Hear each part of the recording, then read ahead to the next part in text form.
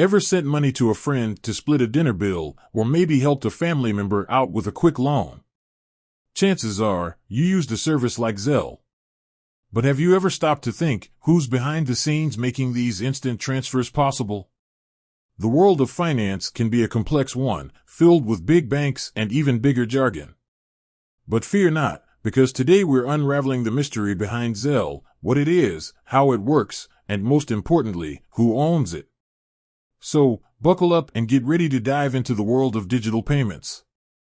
Zelle has become a household name in recent years. It's a peer-to-peer, P2P, payment service, essentially an app that lets you send money directly from your bank account to someone else's, all within the blink of an eye. Think of it as a digital version of handing someone cash, except it's faster, and, hopefully, you don't risk losing any bills in the process. But unlike some other P2P services you might be familiar with, Zelle boasts a unique feature. It leverages the existing network of major banks in the U.S. This means you can use Zelle even if you and the recipient bank at different institutions. Pretty neat, right? Now, with all this talk of banks, it probably comes as no surprise that Zelle itself isn't some independent tech startup.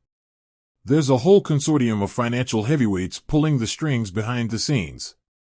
This brings us to the million-dollar question: who exactly owns Zelle?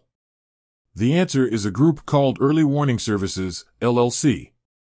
Now, this might not be a name you recognize at the grocery store, but trust us, it carries a lot of weight in the financial world. Early Warning Services functions as a financial services company, and here's the kicker: it's actually owned by 7 of the biggest banks in the United States. We're talking heavy hitters like Bank of America, Capital One, J.P. Morgan Chase, PNC Bank, Truist, U.S. Bank, and Wells Fargo. That's right, the very same banks you might use for your everyday banking needs are the ones that collectively own and operate Zelle.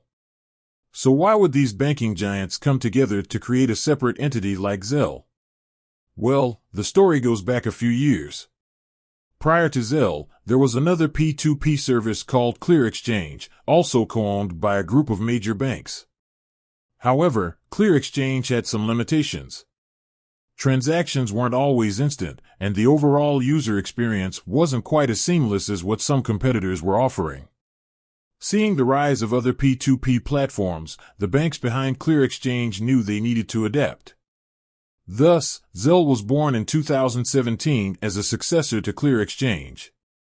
With Zelle, the focus was on building a faster, more user-friendly platform that could compete effectively in the growing P2P market. And compete it did. Zelle has seen explosive growth in recent years, processing billions of dollars in transactions annually. This success can likely be attributed to its ease of use and the vast network of banks it integrates with. So, there you have it. The mystery of Zelle's ownership is solved. It's a collaborative effort by some of the biggest names in American banking, all working together to streamline the way we send and receive money.